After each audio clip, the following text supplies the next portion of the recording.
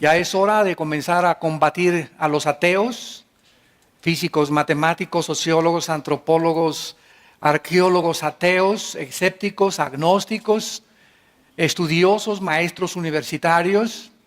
Ahora el próximo mes tengo una conferencia de líderes en una universidad en Omaha, Nebraska, la pueden ver en nuestra página de internet, con puro personas de nivel universitario en Estados Unidos, maestros también, muy preparados todos. Y ya podemos pararnos enfrente de cualquier plataforma como cristianos con este libro por delante. Porque este libro debate todo argumento y toda altivez que se levanta contra el conocimiento de Dios. Y el sistema de pensamiento de la Biblia hace pedazos cualquier sistema de filosofía humana. Tenemos las armas, las municiones, cargados en nuestras vidas, en nuestro corazón, para poder presentar defensa de la esperanza que hay en nuestras vidas. En este mensaje acerca de las evidencias de la existencia de Dios, vamos a comenzar a hacer algunas preguntas o interrogantes, las cuales vamos a ir contestando y vamos a ir desbaratando filosofías y argumentos en contra de la existencia de Dios. Esto es muy importante para todos ustedes por la televisión que nos ven, que están en la universidad, a sus maestros como estudiantes en la secundaria, en la primaria también, para que tengas armas y puedas contestarle a los maestros la absurda e irrazonable manera de pensar de negar a Dios. ¿Es razonable creer en Dios? O sea, partiendo del razonamiento, ¿es razonable creer en Dios o es irrazonable creer en Dios? ¿Puede probarse la existencia de Dios sin apelar a creencias religiosas o sin que alguien nos tenga que decir, es que tienes que creer en Dios porque es un dogma de fe? ¿Podemos probar la existencia de Dios sin que seamos obligados a creer en Dios? ¿Cómo podemos saber que realmente existe Dios? ¿O no hay manera de saber que Dios existe? ¿Existen evidencias para la existencia de Dios? Millones de personas actualmente viven completamente ajenas a la realidad de la existencia de Dios. O tal vez piensan que se fue Dios de vacaciones, o que solamente somos iguales a los animales y que existimos sin ningún propósito ni sentido para vivir. Este concepto popular puede proveerle a millones de seres humanos pues cierta libertad y autonomía, pero jamás les podrá librar de la vaciedad y de la falta de propósito para sus vidas. Continuamente estoy leyendo acerca de billonarios, deportistas, famosos, artistas de cine, políticos, que continuamente vemos que tienen casas de 50, 75 millones de dólares. Una serie de vehículos, ¿verdad? 10, 15 vehículos de los más exóticos que te puedas imaginar. Cuando son entrevistados estos artistas, deportistas, políticos, dueños de empresas multimillonarias, confiesan el 95% de ellos, soy una persona enteramente vacía, rodeada de cantidad de cosas y de cantidad de gente, pero en mi corazón y en mi vida soy la persona más sola del mundo. Una de ellas es un mexicano muy conocido y tal vez reconocido como el más grande millonario de México, que continuamente expresan su soledad y la vaciedad de sus vidas.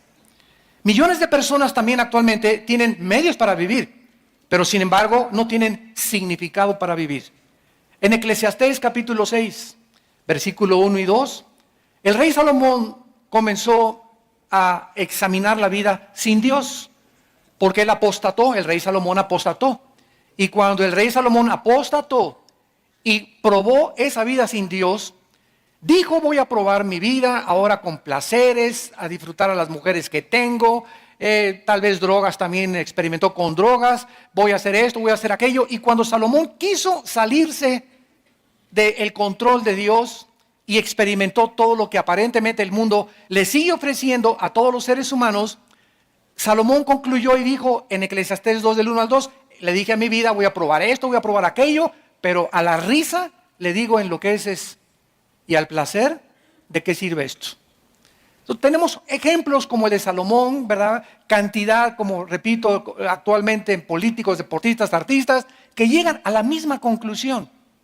Actualmente tenemos también contactos aquí en México, ¿verdad? Con muchos artistas que se están convirtiendo, vedettes que se están convirtiendo, como ustedes no se imaginan. Tenemos una cantante muy famosa en México, ¿verdad? Que ya levantó una iglesia, gracias a Dios, y a su iglesia asisten cantidad de artistas y cantantes famosos, y todos llegan así. Vengo, ¿verdad?, del mundo artístico, de todo el mundo me alaba mi cuerpo precioso, vedettes con unos cuerpos increíbles, parecen Barbies, y divorciadas 2, 3 veces, operadas 50 o 100 veces, o no sé cuántas veces. Levanta la mano y se les levanta la patita también cuando se mueven muchas veces, ¿verdad? Y esto lo comprobaron en el último Miss Universo. En el último Miss Universo que hubo, el 80% de las muchachas en Miss Universo, el último que hubo, menores de 23, 24, estaban todas, el 85%, tenían más de 4, 5, 6 cirugías en su cuerpo. Que más pompis, que más pantorrillas, que más esto, que más busto, etcétera, etcétera. O sea, llegan esas mujeres que no han desarrollado sus músculos, ni sus tejidos, ni sus tendones. Y como dice el más grande de los cirujanos plásticos que vive en Miami, Florida, si una mujer se opera antes de los 40 años, arruina para siempre su cuerpo. Porque los tejidos no han sido completamente afirmados, entonces se les comienza a los 30 años a deformar, o se les hace la boca así, o se les cierran los ojos, o se les jala más, y ya no son ellas. Entonces, ¿cómo es posible, verdad, que antes de esa edad ya quieran ellas meterse cuchillo? Pero todo ¿por qué? Por la competencia que existe. Es que es bella, quiero ser más bella que ella. Y desgraciadamente, si tú te metes a una telenovela, escogen a las mujeres más bonitas y a los hombres más guapos. Y creemos que así somos todos. Y no es cierto. La mayoría tenemos cara de armadillo. Entonces, Dios, y creemos y les tenemos envidia, ¿no? Y sabes que esos galanes que tuvieron esas muchachas, tú no sabes lo que se conoce como la maldición de la belleza. El precio que se paga por ser tan bello, tan guapo, tan bonita. ¿Por qué? Porque llega el momento en que esas muchachas no se conforman con uno y viene el otro millonario y le ofrece otro y se van con el otro y con el otro. Llegan a los 30, 35 años de edad, ya le entregaron su cuerpo a más de 20 hombres. Comprobaron con todos y ninguno les pudo satisfacer porque se creen tan bonitas que necesitan lo mejor y pueden andar de uno y en otro y en otro. La maldición de la belleza. Qué padre, ¿verdad? Que te cases con alguien mejor con cara de armadillo, ¿verdad? Y que tu matrimonio dure mucho más tiempo y que te des cuenta que un matrimonio no puede estar basado en la belleza externa. A la luz de nuestra crisis social, en el Salmo 49, el rey David escribió estas palabras. Salmo 49, del 11 al 2. Su íntimo pensamiento, o sea, de todas estas personas que estamos hablando y que nos rodean, el íntimo pensamiento de estas personas es que sus casas serán eternas. Piensan que les va a durar todo y que lo que tienen es eterno y se aferran a los bienes materiales. Sus habitaciones para generación y generación dan sus nombres a sus tierras. Esto es increíble porque hasta las iglesias ha entrado esto. Yo conozco iglesias donde si tú das cierta cantidad de dinero, a tu banca le ponen tu nombre. Increíble. Y esa banca solo tú te puedes sentar ahí. O sea, tienes una acción, ahora sí que se podría llamar, ¿verdad? Acciones dentro de las iglesias. O te dicen que si mandas predicadores y mandas tal cantidad de dinero, te van a mandar grabar en tal parte o en tal pared con letras de oro tu nombre. Entonces, todo esto, ¿verdad?, viene de la mercadotecnia mundana que se está infiltrando a la iglesia cristiana y que comenzamos a darnos cuenta, ¿verdad?, que a mí qué me importa que mi nombre o no esté mi nombre. El que es glorificado en la iglesia es el Hijo de Dios, Virgen de la Macarena. Mas el hombre, dice el Salmo, no permanecerá en honra, es semejante a las bestias que perecen. Increíble, cuando es la palabra de Dios. El Espíritu Santo no se ha equivocado. Y el Espíritu Santo compara a este tipo de personas, las compara con los animales. ¿Por qué? Aunque no son animales, porque llevamos la imagen y la semejanza de Dios, viven solamente para trabajar, para comer y para dormir. ¿Qué hace una vaca? ¿Qué hace un burro? ¿Qué hace un perro? Comen, se duermen. Las vacas, todo el día, paste, y se duermen, y se levantan, y comen, y duermen. Los animales para eso viven. Pregunta una persona, oye, ¿tú para qué trabajas? Para comer. ¿Y para qué comes? Para trabajar. ¿Y no hay otro propósito en tu vida? ¿No has podido descubrir a Dios? ¿No te das cuenta que puedes disfrutar del viaje a Acapulco, o con dinero sin dinero disfrutar la vida? No. ¿Por qué? Porque todos sus metas y todos sus objetivos son hacer dinero. Y se enseña a los hijos, dice, cásate con un muchacho que tenga esto, que tenga convertible, que tenga dinero y con una muchacha bonita. Y creemos que ya está garantizado nuestro destino. Dice el versículo 16 al 20 del mismo capítulo 40 de los Salmos, no temas cuando se enriquece alguno, cuando aumenta la gloria de su casa, porque cuando muera no llevará nada, ni descenderá tras él su gloria. Aunque mientras viva llame dichosa su alma y sea loado cuando prospere, entrará en la generación de sus padres y nunca más verá la luz. El hombre que está en honra y no entiende, otra vez se vuelve a repetir, es semejante a las bestias que perecen. El doctor Erich Fromm, que no era cristiano, pero está reconocido en el mundo académico como uno de los más grandes especialistas en la conducta humana, el doctor Erich Fromm escribió estas palabras que están bastante relacionadas con lo que acaba de decir el rey David. Dijo así el doctor Fromm, la mayoría de las personas que me visitan sufren de una muerte interior del alma. Viven en medio de la abundancia, pero no tienen gozo ni tienen paz. Estamos hablando de un psiquiatra, ¿verdad? Que famosísimo, reconocido como de los mejores que hay, que está reconociendo que hay algo mucho más en sus pacientes que les hace falta. En otras palabras, me visitan millonarios, me visitan hombres, médicos, diputados, políticos, y me doy cuenta que todas estas personas que me visitan no se diferencian de los animales, son como zombies. Parece que no tienen alma. No tienen más que un objetivo, vivir para qué, y ya que tengo dinero, ya que tengo belleza, ¿y ahora qué sigue? Ya fui presidente de la República, te dura 6 años, compadre, el puesto. Ya fuiste gobernador, te dura 4 años o 6 años. Y cuando acabes eso, ¿qué? Y ya soy guapo, y ya soy artista, y cuando llegues a los 40 años, que tengas cara de rana, ¿verdad? Y que ya se te haya quitado de la belleza y todo, ¿qué vas a seguir viviendo en eso? Obsesionada, como las artistas de Hollywood, como Elizabeth Taylor, que a los 80 y tantos años de edad se casó la niña 9 veces. Veamos ahora entonces la importancia de tener a Dios. El tema de la existencia de Dios tiene muy serias consecuencias para la existencia de cada uno de nosotros.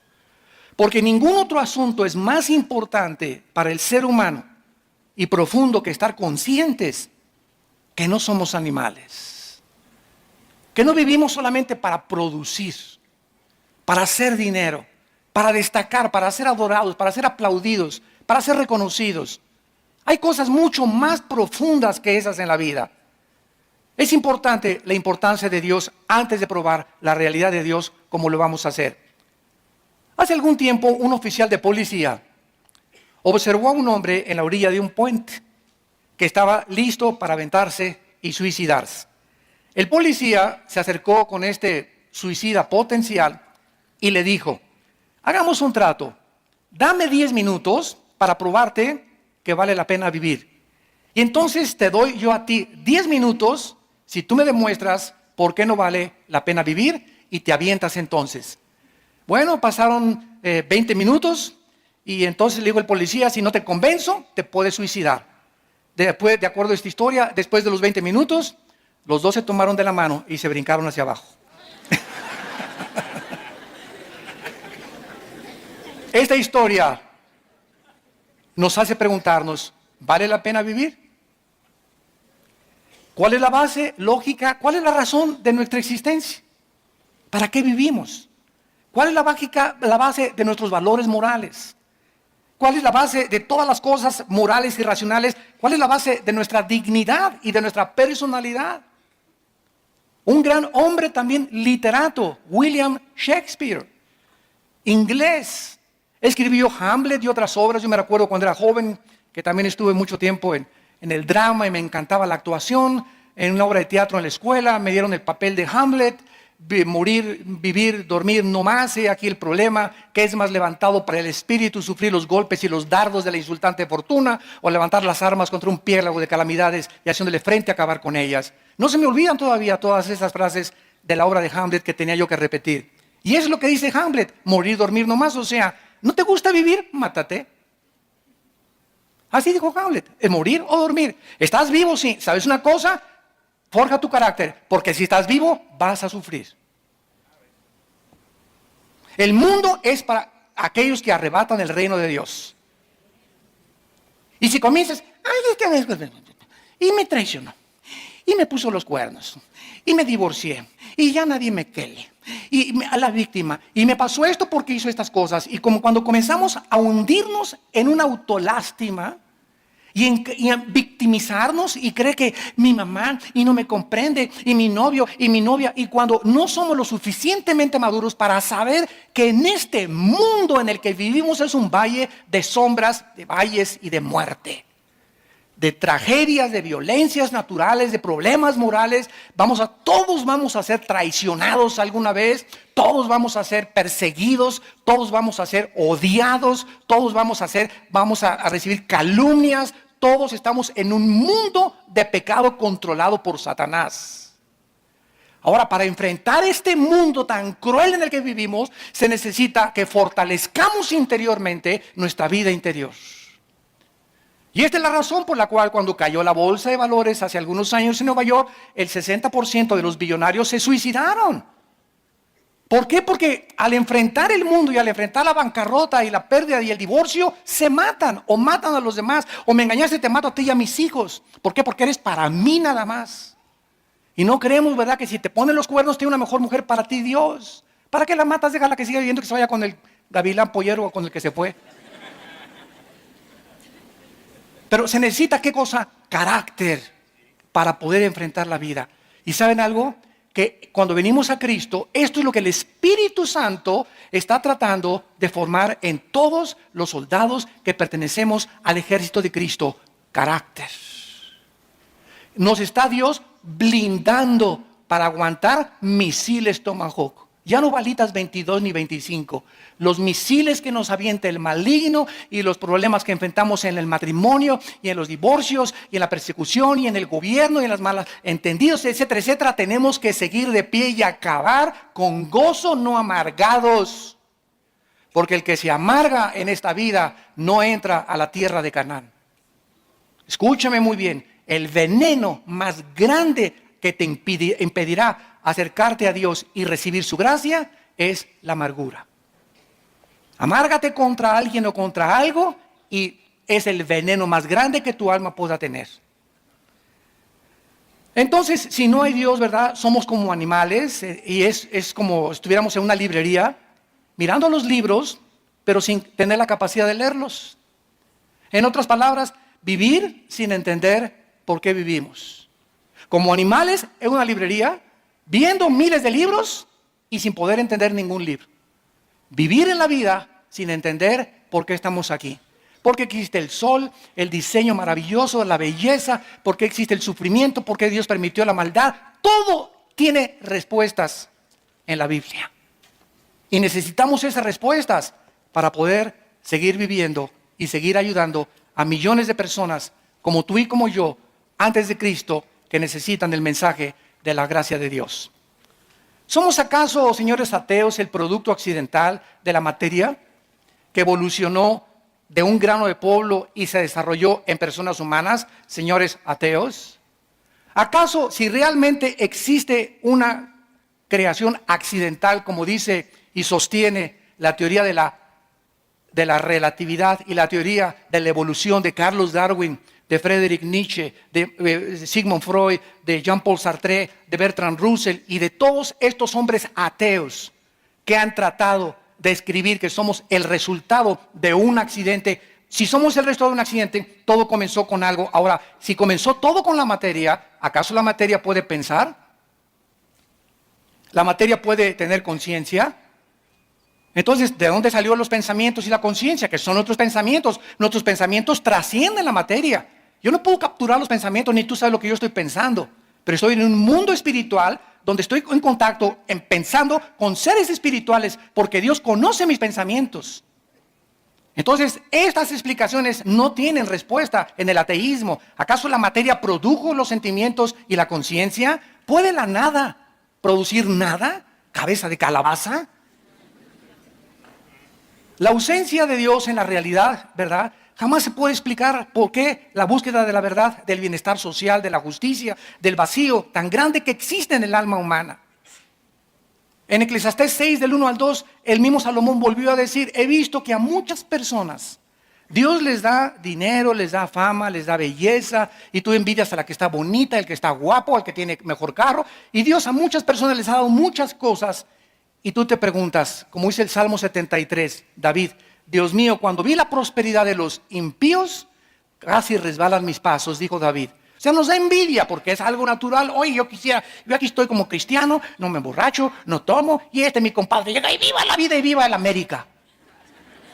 Y hasta atrás llega mi compadre y se levanta como si nada. Pero ¿sabes una cosa? Tu compadre es igualito a un animal y al perro fido que tienes ahí en tu casa.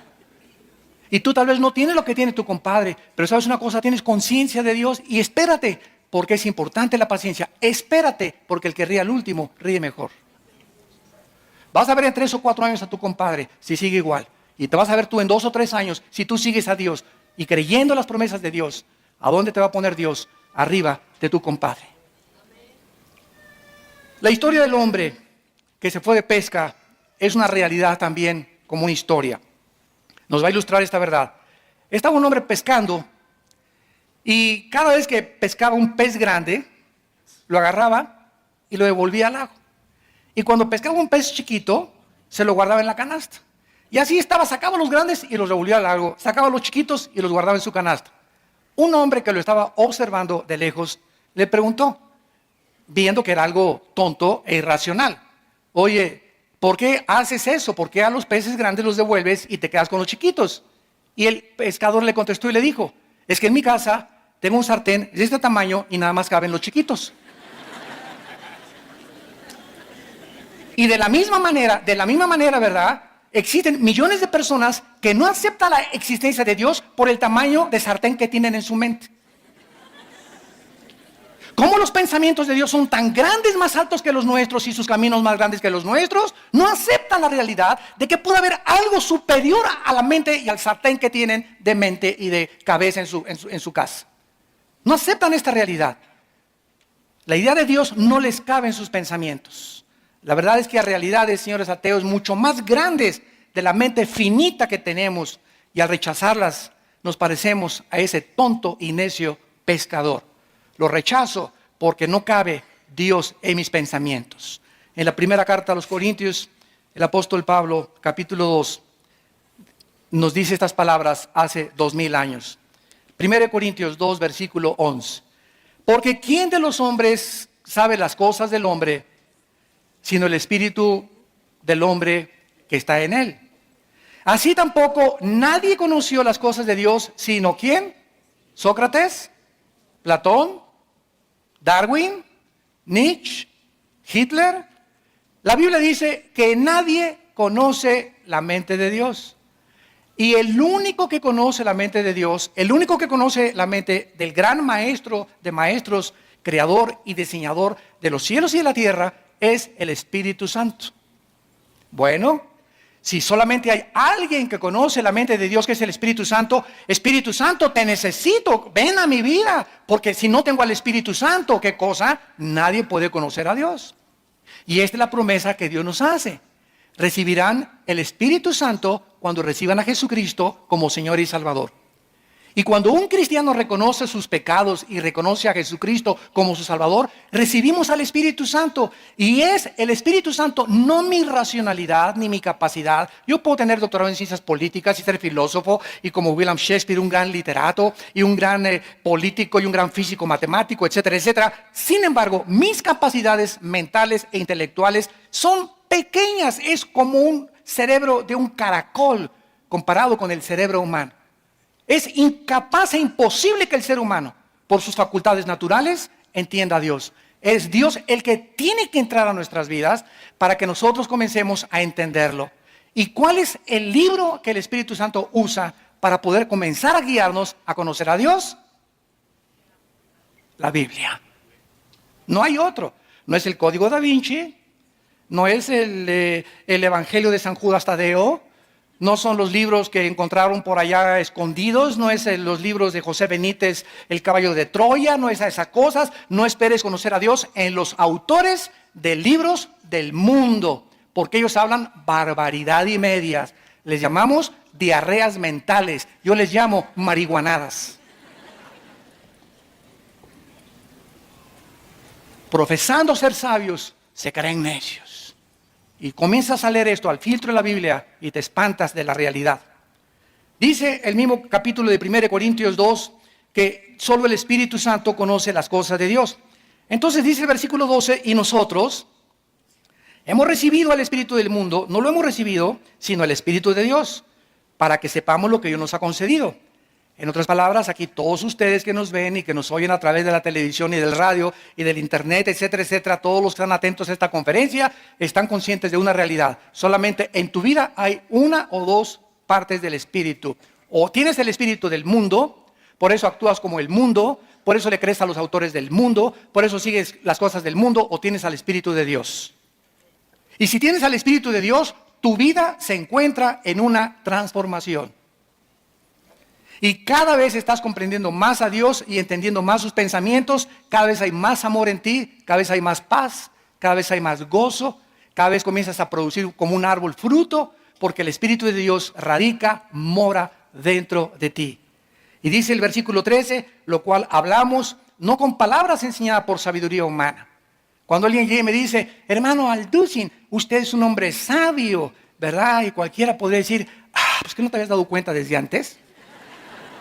Pero cuando ya tenemos al Espíritu de Dios y crecemos conociendo a Dios, cada vez somos más chiquitos. ¿Saben qué? Porque mientras más cerca caminamos de Dios, más conscientes estamos de nuestras incapacidades. Mientras más cerca camino de Dios, más consciente estoy de mis pecados, de mis maldades. Mientras más camino cerca de Dios, más consciente estoy que no puedo hacer nada sin Él. La insuficiencia y la incapacidad del ser humano para no alcanzar nada en la vida sin Dios. Y esto es la conciencia que un cristiano tiene que desarrollar. La humildad y la mansedumbre. Si tienes sabiduría, no es mi sabiduría, es la sabiduría de la Biblia. Si eres elocuente, no es mi elocuencia, es la capacidad y el privilegio que el Espíritu Santo nos toma como instrumentos para ser simplemente instrumentos, guantes. Somos un guante donde Dios entra y solamente nos está usando. Somos como el burro que llevó a Cristo a Jerusalén. Imagínense ustedes, ¿verdad? Cuánta gente va ahí alabando y no nos damos cuenta, ¿verdad? Que no somos más que los burritos que llevamos a Jesucristo. Cuando le hicimos el aplauso, gracias, ¿verdad? Gracias, amado Paul. Yo sabía que lo merecía. Cállate, no eres más que el burro de Jesús. Muy bien, veamos ahora a continuación la evidencia cosmológica. La palabra cosmos es cosmos del universo, logos, conocimiento. Uno de los más fuertes argumentos para probar la existencia de Dios es esta, la evidencia cósmica. La existencia, vamos a seguir una línea lógica y elemental de razonamiento. Vivimos en un universo perfectamente bien afinado.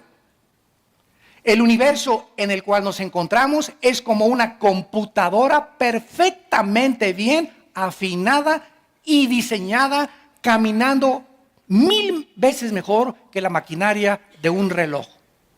Yo agarro el reloj y lo desarmo y tiene cosas, pero que se necesitan lentes especiales y tornillos especiales para ver que mi secundero esté caminando continuamente y me dé la hora exacta durante 10, 20, 30 años que tenga mi reloj. El universo es como un reloj, como una maquinaria superior perfectamente bien afinada, diseñada, calculada, escúchenme, matemáticamente y ordenada por algo que está detrás. Porque si yo veo una pintura, hay un pintor. Si veo un edificio precioso, hay un arquitecto. Si veo un reloj, hay un relojero. Si veo un libro, hay un autor detrás del libro. Todas las cosas tienen una causa de ser. Y si vemos un universo diseñado, calculado, afinado matemáticamente, con un diseño precioso donde todo funciona, cualquier cosa que se saliera del funcionamiento, el universo explotaría. Yo llego a una conclusión: los cielos, cuentan la gloria de Dios y el firmamento, la obra de sus manos. Oh Dios, tú tienes que existir, tú tienes que estar detrás de todo esto. Esto no pudo haber surgido de la nada ni accidentalmente. La vida no es un accidente tampoco, hay una razón por la cual existimos.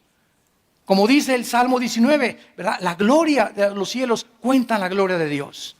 No se necesita, dice Romanos 1, porque lo que de Dios se conoce les es manifiesto, porque Dios se los manifestó. Y está hablando de los paganos que no tienen la Biblia, porque las cosas invisibles de Él, su eterno poder y deidad, se hacen claramente, lo que es invisible se hace visible a través de las cosas hechas, de manera que ni los aucas, ni los aztecas, ni los chichimecas, ni ninguna tribu, ni ningún pagano, ni budista, ni nadie tiene excusa para decir el universo se hizo solo.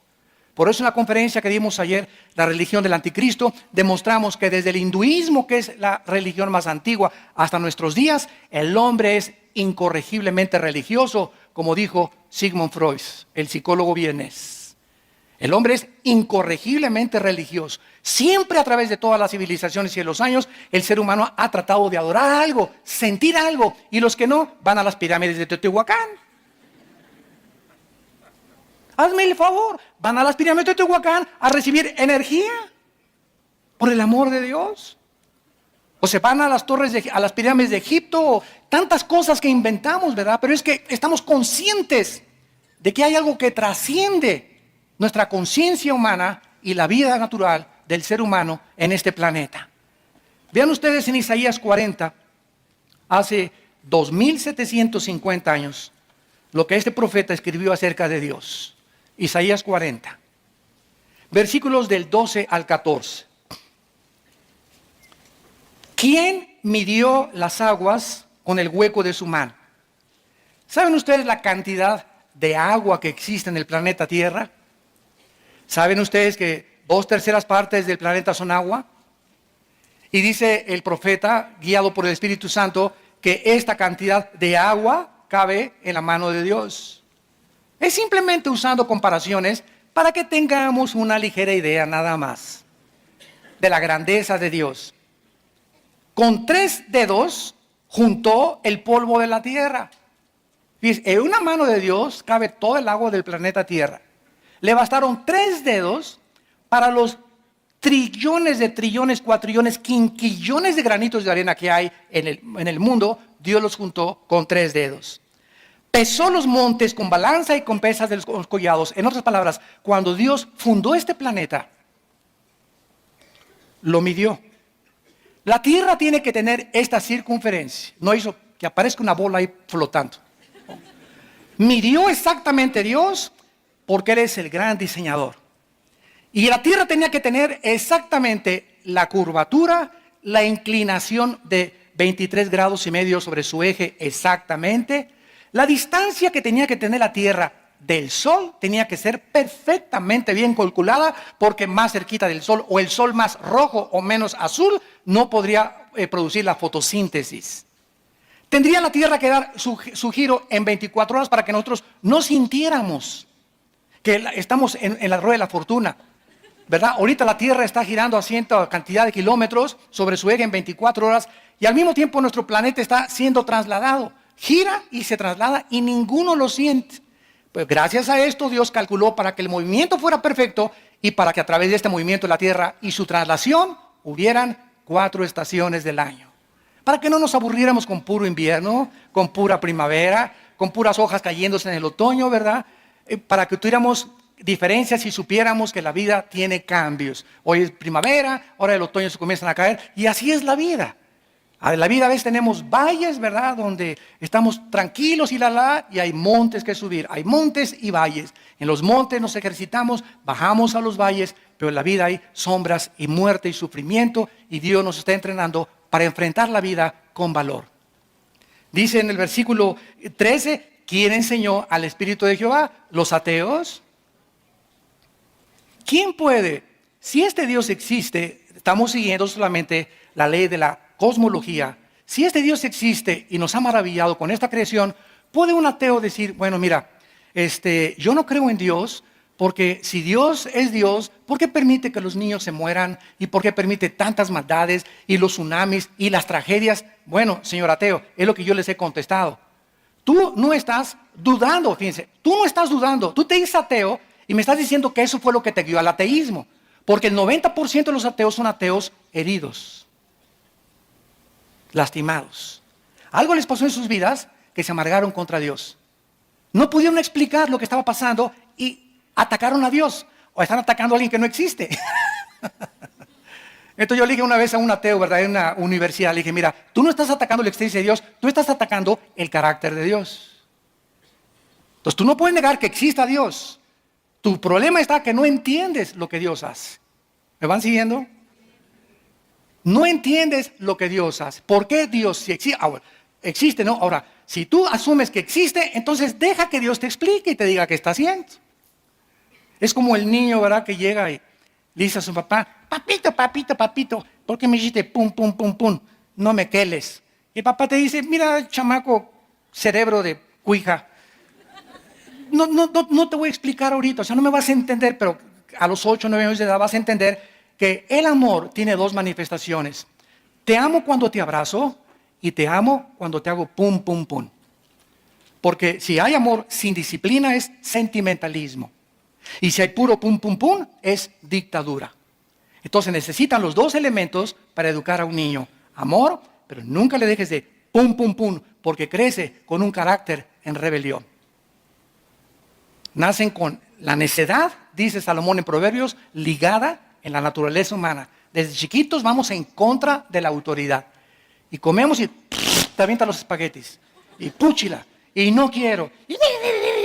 Y como trompos se comienzan a darse vueltas y cómprame esto. Y tienen un juguete y no quiero esto y quiero el del otro. Y vemos desde chiquitos que traemos la maldad ya arraigada en la naturaleza humana. Y se necesita la vara y el amor, mezclados con sabiduría para no excedernos en ningún extremo. Bueno, así es Dios. Tú no entiendes por qué permitió al diablo. Ok, lo vas a entender como dijo Don Teofilito. Porque sus pensamientos son más grandes que tus pensamientos. Entonces no trates de combatir y pelearte con una cosa superior a tu vida. Esto es lógico. Bueno, entonces ¿cómo lo puedo entender? Ok, reconoce que Él existe, que Él murió en la cruz por tus pecados, que pagó con su sangre, con su Hijo Jesucristo. Cae de rodillas, reconoce que necesitas y que eres un pobre caracol, cuija, ¿verdad? Renacuajo de agua puerca. Y cuando reconozcas tu incapacidad y no agarres a Dios, a ver, págate para acá al cielo, siéntate aquí en los sentidos acusados. A ver, Dios, ¿por qué hiciste esto? Imagínate nada más, esa es la posición atea. ¿Por qué hiciste esto? A ver, espérame tantito. Si tú fueras Dios, ¿hubieras hecho algo mejor? Claro que sí. No hubiera permitido tanta maldad en el universo. ¿Así? Pues entonces hubiera sido un Dios que hubiera creado puros robots y zombies. Porque si no hay libertad para el mal y no hay libertad para el bien, ¿cómo podemos comparar qué es la misericordia y qué es la bondad y qué es el bien de Dios? ¿Cómo sabemos de la misericordia y el bien? Porque hay mal. Si fuera puro bien, seríamos robots sin elección ni capacidad de elegir amar a Dios libremente. Oh profundidad de los caminos y la sabiduría de Dios. Y dice el versículo 3, ¿quién le puede entonces enseñar a Dios? ¿Quién le puede aconsejar? Hazme el favor nada más. Si yo fuera Dios, haría las cosas mejor. ¿Saben cómo se llama esto? Esto se llama soberbia. Soberbia. Soberbia de escritores, de ateos, de productores de cine, de políticos. Soberbia. Nos ponemos a demandarle al Creador como lombrices. Cállese, no nos podría hacer Dios así y se acabaría todo. Y no lo hace. Porque Él es grande en su paciencia y en su misericordia. Dice el versículo 14, ¿y a quién le pidió consejo Dios para que lo avisen? ¿Quién le enseñó el camino del juicio? O sea, ¿quién le puede decir que lo que juzga está mal? ¿Quién le puede enseñar la ciencia a Dios o el conocimiento? ¿Quién le puede mostrar la senda de la prudencia? La palabra prudencia en hebreo es tebuná, que significa inteligencia. ¿Quién? Entonces, ¿cuál es el papel del ser humano? El Señor da y el Señor quitó, sea su nombre bendito. Dios, enséñame, me arrepiento hasta el polvo y enséñame tú el camino. Yo no soy nada ni nadie sin ti. Vengo a seguirte y a obedecer tu santa voluntad.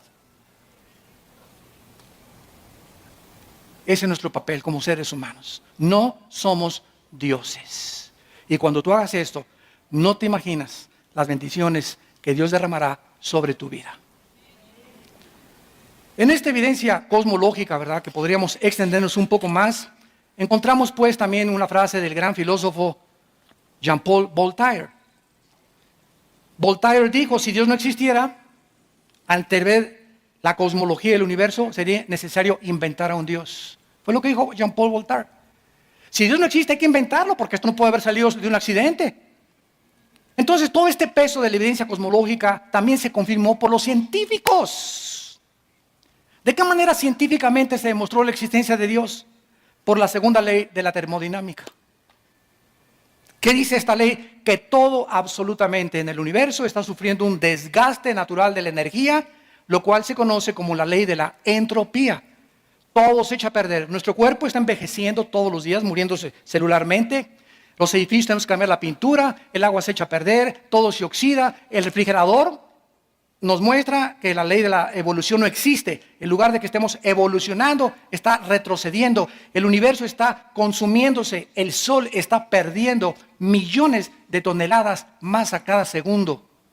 El universo no ha existido eternamente. Es como un reloj que se le dio cuerda y se le está acabando la cuerda.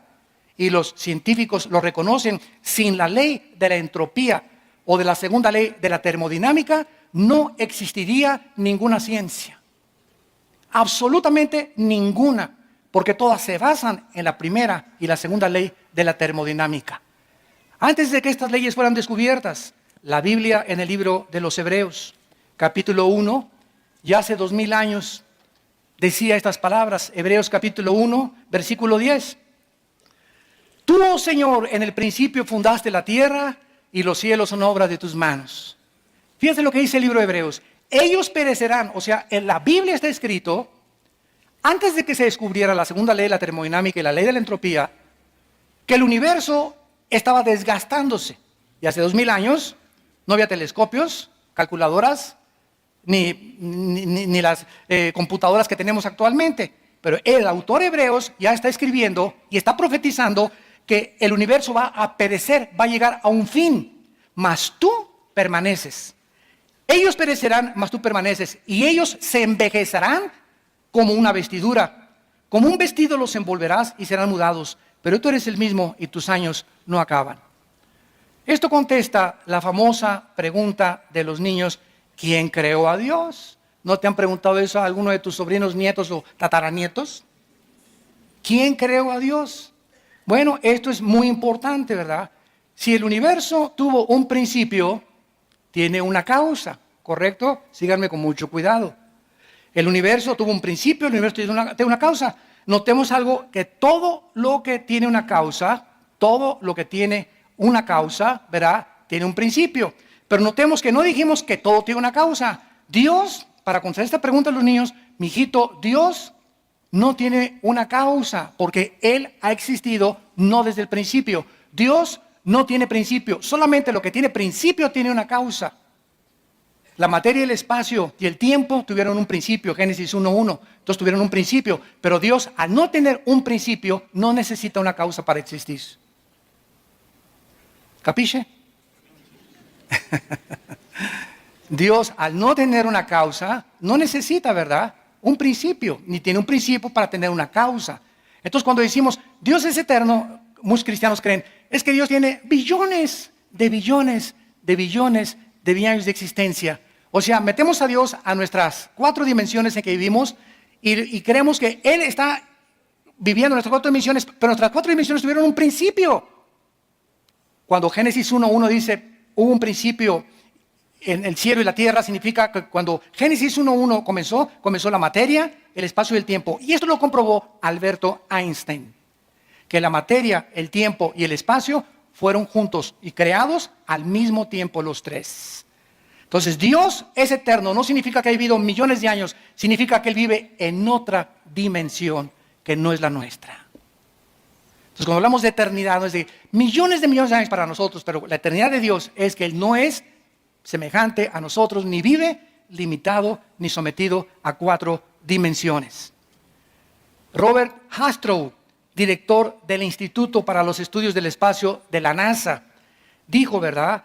El tiempo, la materia y el espacio establecidos por la teoría de la relatividad E igual a mc al cuadrado, la energía igual a la masa por la velocidad al cuadrado de la luz o del tiempo, es íntimamente ligado. Y si estas cosas fueron ligadas por Dios, Dios está completamente fuera de la dimensión espacio-tiempo en el que estamos viviendo. Y finalmente encontramos nosotros la evidencia teleológica, que es el estudio de la finalidad. ¿Saben ustedes cuál es una de las más grandes mentes científicas para que se la restriegues así a tu maestro ateo en la escuela? Isaac Newton.